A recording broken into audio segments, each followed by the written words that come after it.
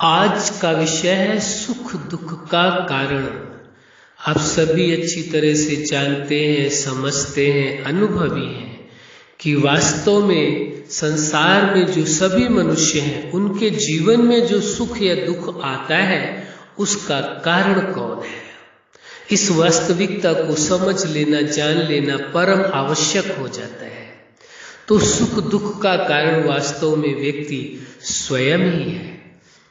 तो पहला कारण है उसकी अपनी सोच, उसका अपना विचार। अपनी सोच यानी अपने विचार के कारण ही व्यक्ति सुख भी पाता है और दुख भी पाता है। यदि सुख उसे मिलता है तो उसका कारण भी वो स्वयं है, और दुख भी मिलता है तो उसके ही विचार उसका कारण है, और कोई व्यक्ति कारण नहीं कहा जा सकता है। दूसरा कारण है उसकी भावनाएं।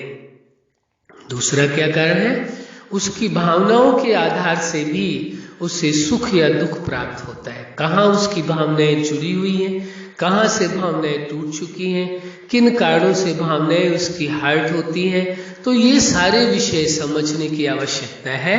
तो वह भी भावनाएं भी दूसरा सुख दुख का कारण बन जाती हैं। तीसरा सुख दुख का कारण उसका निर्णय भी बनता है कि वो निर्णय यदि व्यक्ति सही निर्णय ले, सही समय पर सही निर्णय ले, तो उसे दुख के बजाय सुख मिल सकता है। यदि सही समय पर सही निर्णय नहीं लिया गया तो निश्चित है सुख भी मिलने की गुंजाइश है और दुख भी मिलने की गुंजाइश है। तो तीसरा कारण उसका निर्णय है।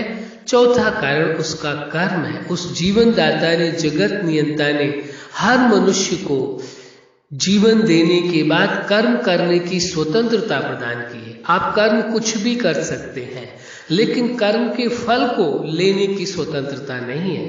कर्म का फल आपको स्वीकार करना ही पड़ेगा। जो कुछ कर्म किया, चाहे आप माने या ना माने, उससे कोई फर्क नहीं पड़ता है, लेकिन ये वास्तविकता है। तीसरा कारण है सुख दुख का उसके कर्म।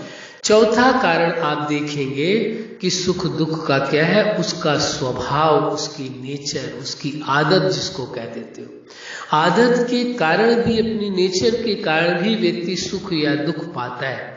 मान लीजिए बहुत खुशी का माहौल है, अच्छा माहौल है, लेकिन उसके बाद भी जिसकी नेचर यदि होगी अपने आप को दुख देने की, तो क्या होगा, वो कोई ना कोई कारण को देख करके, जान करके, समझ करके अपने आप को दुख दे लेते हैं। तो वास्तव में सुख और दुख का कारण कोई और नहीं है। कौन है?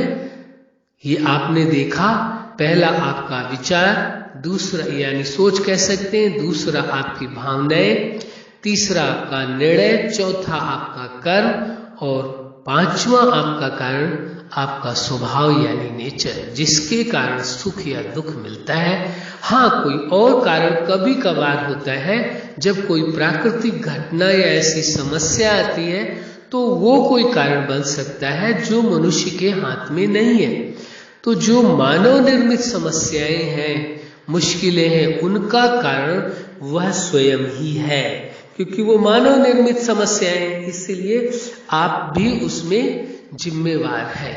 यदि इस सत्य को आप स्वीकार करके चलते हैं, सुख और दुख का कारण मैं स्वयं ही हूँ और कोई नहीं है। उस जीवन दाता ने, जगत नियंता ने अपने समान बनाया है, साधारण नहीं बनाया, अपने समान गुण पिरोए, और वह तो सुख का सागर है, शांति का दाता है, प्रेम का दाता है, सुप्रीम सत्ता है। तो फिर मनुष्य दुखी क्यों है? कारण क्या है? क्योंकि उस सुप्रीम सत्ता के साथ, उस जगत नियंता के साथ, जीवन दाता के साथ, सुख दाता के साथ भी यदि रिश्ता जोड़कर रखा जाए तो सहजता से जीवन सुखमय हो सकता है। ये बड़े आश्चर्य की बात है कि व्यक्ति दुखी होता है, सुखी होता है तो अपने आप को वो मानता है कि मेरे कारण, मुझे अपना ही श्रेय मानता है कि मेरे कारण मुझे सुख मिला है, लेकिन दुख मिलता है तो वो कारण दूसरों को मान लेता है। जबकि वास्तविकता आप सुन चुके हैं, समझ चुके हैं कि सुख दुख का कारण व्यक्ति स्वयं होता है और कोई नहीं होता है। इस सत्य को स्वीकार कर लेने से आप अपने जीवन में खुशियों भरा जीवन जी सकेंगे, सुखमय जीवन जी सकेंगे। और भी एक कारण है सुख या दुख का, आपके संबंध। क्या कारण है? आपके संबंध भी सुख या दुख का कारण है। यदि आप उन्हों के साथ बेहतर ढंग से संबंध निभाते हैं तो सुखी रहते हैं, और यदि आप उन्हों के साथ अच्छा संबंध नहीं निभाते हैं तो फिर आपको दुखी होना पड़ता है। तो इस सत्य को स्वीकार कर लेना परम आवश्यक है। अच्छा, आप अपने जीवन के हर लक्ष्य में सफल रहें तथा आप अपने जीवन के हर क्षेत्र में सफल रहें और जीवन के हर पार्ट में सफल रहें।